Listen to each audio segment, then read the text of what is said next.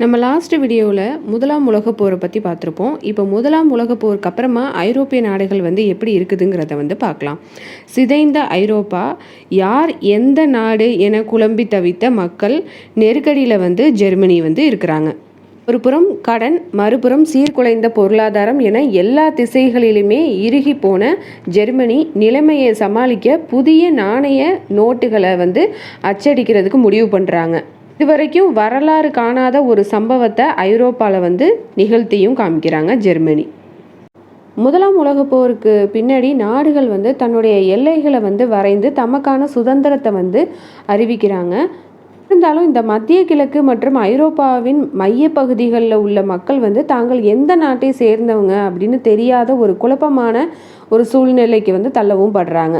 தான் வாழ்கின்ற நாட்டின் எல்லைகள் என்னவா இருக்கும் அப்படின்னு அவங்க தெளிவாக தெரிந்து கொள்றதுக்கே ரொம்பவே கஷ்டப்படுறாங்க.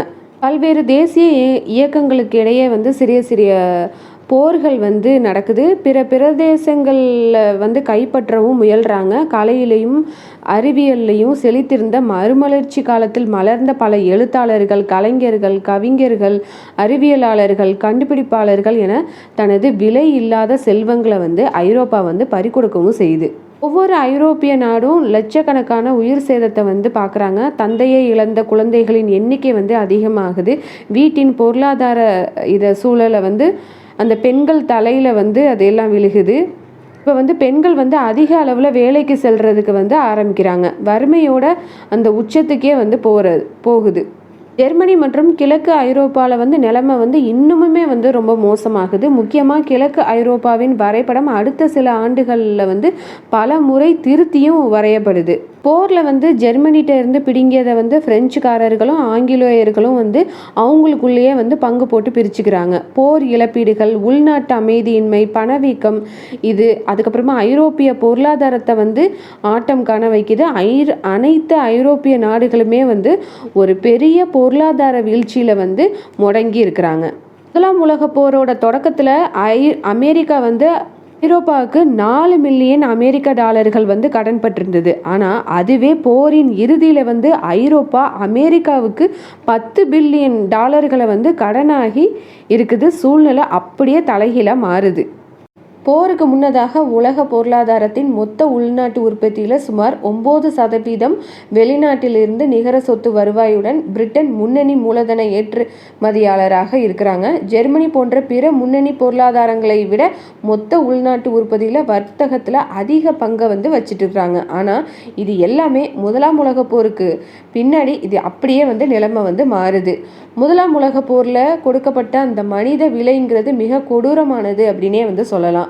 ஐரோப்பாவின் இளம் தலைமுறை இளைஞர்கள் கொத்து கொத்தா அழிக்கவும் பட்டிருக்கிறாங்க. 1919ஆம் ஆண்டில் பிரான்சில் போர் முடிந்த ஒரு வருடத்துக்கு பிறகு 18 முதல் 30 வயதுக்குட்பட்ட ஒவ்வொரு ஆணுக்குமே 15 பெண்கள் என்ற விகிதத்தில் இருக்கிறாங்க. நாட்டின் பிறப்பு விகிதம் குறையுது. மேற்கத்திய போர் முனையில் பல முக்கியமான போர்கள் பிரான்ஸில் நடந்ததுனால அங்கு கணக்கிட முடியாத உள்கட்டமைப்பு சேதம் ஏற்பட்டிருக்கு. பிரான்ஸில் சில பகுதிகள் மறுகட்டமைப்பு கூட தொடங்க முடியாத அளவுக்கு ரொம்ப மோசமான சேதத்தை சந்திச்சிருக்கிறாங்க. உற்பத்திக்கான அந்த மனித வள இழப்பு, விவசாய நிலங்களோட சிதைவு, அப்புறம் மற்ற நாடுகளில் இருந்து இறக்குமதியின் தேவையை பிரான்ஸில் அதிகமாகவே ஆகுது. போரில் உயிர் பிழைத்த லட்சக்கணக்கான காயமடைந்தவர்களுக்கு மருத்துவ சிகிச்சை வழங்குறதுக்கு அரசு ஒரு பெரும் தொகையை செலவிடுறதுக்கு நேரிடுற ஒரு சூழ்நிலைக்கு தள்ளப்படுது. சமூக கட்டமைப்பை பொறுத்த வரைக்கும் மற்ற நாடுகளை விட பிரான்ஸ் மிகவும் மோசமாக அடி வாங்கியிருக்குன்னே சொல்லலாம். சொல்லப்போனால் ஒவ்வொரு குடும்பத்தில் இருந்தும் குறைந்தது ஒருத்தரையாவது அந்த போரில் இழந்திருக்கிறாங்க அப்படின்னே சொல்லலாம். அரசியல் ரீதியில் வெர்சைஸ் உடன்படிக்கை கையெழுத்தானதுக்கப்புறமா ஜெர்மனி போருக்கான முழு பொறுப்பையும் ஏற்க வேண்டும் என்ற பிரான்ஸ் உட்பட மற்ற நாடுகளுக்கு இழப்பீடு வழங்க வேண்டும் என்று ஒப்புக்கொள்ளவும் படுது. ஜெர்மனிகிட்டேருந்து பறி கொடுத்த ஆலைஸ் லோரென் மீண்டும் பிரான்ஸுக்கே வருது.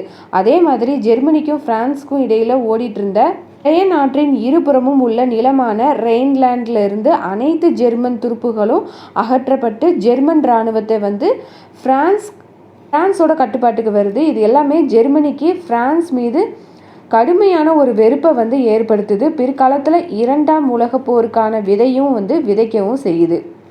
வெய்மர் ரிபப்ளிக் முதல் உலகப்போர் முடிவுற்று கேசர் வில்ஹெம் II பதவி விலகி அந்த காலத்திலேருந்து ஹிட்லரின் நாசி எழுச்சி வரையிலான அந்த காலம் வரைக்குமே ஜெர்மனியோட அந்த தேசிய சட்டமன்றத்தில் வந்து அமைக்கப்பட்ட அரசாங்கமாக வந்து இருக்குது. இது வரைக்குமே வரலாற்றில் எந்த ஒரு மேற்கத்திய ஜனநாயகமும் அனுபவிக்காத மிக கடுமையான பொருளாதார பிரச்சனைகளை வந்து எதிர்கொள்ளவும் செய்கிறாங்க ஜெர்மனி. பரவலான பணவீக்கம், வேலையின்மை மற்றும் வாழ்க்கை தரத்தில் பெரும் வீழ்ச்சி போன்ற இது வந்து ஜெர்மனியை வந்து உலுக்கி எடுக்குது. அது வரைக்குமே அசைக்க முடியாத பலத்துடன் அடித்து ஆடிய ஜெர்மனி ஒரு சிக்கலான பொருளாதார மற்றும் சமூக சீர்கேட்டுக்குள்ளே வந்து தூக்கி வீசவும் படுறாங்க. கேசர் வில்ஹெம் II பதவி விலகியதை அடுத்து சமூக ஜனநாயக கட்சி மற்றும் ஜெர்மனியின் சுதந்திர சமூக ஜனநாயக கட்சி உறுப்பினர்களை கொண்ட ஒரு தற்காலிகமான ஒரு அரசாங்கத்தை வந்து ஃபார்ம் பண்ணுறாங்க. இராணுவத்திட்ட இருந்து ஆட்சி வந்து கைமாறவும் செய்யுது. அதிக பணவீக்கம், உற்பத்தி தேக்கம் போன்றவற்றின் போர்க்கடன்கள் மற்றும் இழப்பீடுகள் போன்றவை ஜெர்மனோட அந்த கஜானாவை ஃபுல்லாக காலி செய்யுது. கடன்களை திருப்பி செலுத்த முடியாத நிலைக்கு ஜெர்மனோட பொருளாதாரம் வந்து தள்ளப்படுது. ஜெர்மனி மீது சுமத்தப்பட்ட மிகப்பெரிய அபராத தொகை ஜெர்மனியின் சிக்கலான பொருளாதார சவால்களில் ஒன்றாக வந்து மாறுது. முதல் தவணை இழப்பீட்டை செலுத்திய ஜெர்மனியால் அதுக்கப்புறமா மிகுதியான அந்த தொகையை வந்து செலுத்த முடியாத ஒரு சூழலுக்கு வந்து தள்ளப்படுறாங்க. இதை வந்து ஏற்றுக்கொள்ளாத பிரான்ஸும் பெல்ஜியமும் ஜெர்மனியோட அந்த முக்கிய தொழில்துறை பகுதியான ரூவர் வேலிக்கு தமது படைகளை வந்து அனுப்பி ஜெர்மனியின் பொருளாதாரத்திற்கு முக்கிய பங்களித்த அனைத்தையுமே வந்து ஆக்கிரமிக்கிறாங்க. தொழில்துறை பொருட்களை இழப்பீட்டை தொகையாக வந்து பறிமுதல் செய்கிறத வந்து அவங்க வந்து ஒரு பிரதான நோக்காவே வந்து வச்சுட்டுக்கிறாங்க. இதனால் ஜெர்மனியில் உள்ள அந்த தொழிற்சாலையில் உள்ள தொழிலாளர்கள் வந்து பிரெஞ்சு மற்றும் அந்த பெல்ஜியத்தோட அந்த இராணுவங்களோட ஒத்துழைக்கிறதுக்கு வந்து மறுக்கிறாங்க. வெய்மர் அரசாங்கம் வந்து ஜெர்மன் தொழிலாளர்கள் ஆக்கிரமிப்பை செயலற்ற முறையில் வந்து எதிர்க்கிறாங்க. வேலை நிறுத்தத்தில் வந்து ஈடுபடுறாங்க. நிலக்கரி சுரங்கங்கள் மற்றும் இரும்பு தொழிற்சாலைகளை வந்து மூடுறதுக்கு வந்து உத்தரவும் இடுறாங்க. அதனால தொழிலாளர்கள் வந்து அரசு சார்பாக வந்து வேலை நிறுத்தத்தில் வந்து ஈடுபடுறாங்க. ஜெர்மனியில் முக்கிய வருவாய் அந்த நிலக்கரி சுரங்கங்கள் மற்றும் இரும்பு தொழிற்சாலைகளை வந்து மூடப்பட்டதோட விளைவாக ஏற்கனவே அந்தரத்தில் தொங்கிட்டு இருந்த ஜெர்மனியோட பொருளாதாரம் இன்னுமுமே வந்து சரியுது. ஒரு புறம் கடன், மறுபுறம் சீர்குலைந்த பொருளாதாரம் என எல்லா திசைகளிலுமே வந்து இறுகி போன ஜெர்மனி இதுக்காக என்ன திட்டம் போடுறாங்கன்னா, இந்த நிலைமை எல்லாத்தையும் சமாளிக்கணும்னா புதிய நாணய நோட்டுகளை வந்து அச்சடிக்கணும் அப்படின்னு சொல்லி முடிவெடுக்கிறாங்க. இது வரைக்குமே வரலாறு காணாத ஒரு சம்பவத்தை வந்து ஐரோப்பாவில் வந்து நிகழ்த்தவும் செய்கிறாங்க. இந்த முடிவு வந்து பணவீக்கத்தை வந்து இன்னும் பல மடங்கு வந்து அதிகரித்து அரசியலில் வந்து அப்படியே வந்து மாற்றி அமைக்குது. இதுவரைக்கும் அசுர வேகத்தில் வளர்ந்த அந்த பொருளாதார சக்தியால் உலகின் மிகவும் நம்பகத்தன்மை வாய்ந்ததுமாக இருந்த அந்த மதிக்கப்பட்ட ஜெர்மனியோட மார்க் தனக்கு தானே குழி தோண்டி புதைக்கவும் செய்கிறாங்க. கடனை வந்து திருப்பி செலுத்துறதுக்கும் வேலை நிறுத்தம் செய்யும் தொழிலாளர்களுக்கு வந்து ஊதியம் வழங்குறதுக்காகவும் அரசாங்கம் வந்து வெறுமனவே வந்து அதிக பணத்தை வந்து அச்சிடுறாங்க. இதனால் ஜெர்மனியில் வந்து பணவீக்கம் வந்து வருது. ஜெர்மனியோட அந்த பண மதிப்புங்கிறது இறங்கு வரிசையில் வந்து சறுக்கி அது வந்து ரொம்பவே வந்து கீழே வந்து போகுது. பொருட்களோட விலை வந்து அதிகமாகுது. விலைகள் வந்து கட்டுப்பாட்டை மீறுது. உணவு விலைகளின் 50% மேலே வந்து அதிகரிப்பு வந்து ஆகுது. உதாரணத்துக்குன்னு சொல்லப்போனால் ஒரு முட்டையோட விலை வந்து 1914க்கும் 1922க்கும் இடைப்பட்ட அந்த காலத்தில் வந்து 180 மடங்காக வந்து உயருது. ஜெர்மன் அரசுக்கு ஒரு நோட்டை அச்சடிக்க ஆகும் அந்த செலவு அதன் பெறுமதியை விட கூடுது. வேலை நிறுத்தத்தில் ஈடுபட்டவர்களுக்கு நாள் ஒன்றுக்கு 2 தடவை சம்பளம் வந்து கொடுக்குறாங்க. ஏன்னா தொழிலாளர்களுக்கு காலையில் வழங்கப்பட்ட அந்த சம்பளம் மதிய நேரத்துக்குள்ளேயே பெறுமதி வந்து இழக்கவும் நேரிடுது. அந்த அளவுக்கு பணத்தின் பெறுமதி வந்து ஜெட் வேகத்தில் வந்து குறையுது. 1918 ஒரு அமெரிக்கா டாலருக்கு எதிரான ஜெர்மன் மார்க்கின் பெறுமதி 7.4 இருந்து 1923 4.5 ட்ரில்லியனாக வந்து குறையுது. எந்த அளவுக்கு அப்படின்னா குழந்தைகள் வந்து விளையாடும் அளவுக்கு அந்த பண நோட்டுகள் வந்து மதிப்புலேருந்து வந்து இருக்குது. ஒரு கட்டத்தில் வீடுகளில் வந்து அதிகப்படியான அந்த பண நோட்டுகளை வச்சுருந்தாலுமே அதோட மதிப்புங்கிறது ரொம்ப குறைவாக தான் வந்து இருக்குது. ஒவ்வொரு பொருளாதார பொருளுக்கும் சேவைக்கும் ட்ரில்லியன் கணக்கான ஜெர்மன் மார்க்குக்குள்ளே வந்து செலவாகுது. ஒரு போர் அது சார்ந்த மக்களின் மொத்த வாழ்வாதாரத்தையும் கசக்கி பிழிஞ்சு சிதைத்து விடும் அப்படிங்கிறது நம்ம எல்லாத்துக்குமே தெரிஞ்ச ஒரு விஷயந்தான்.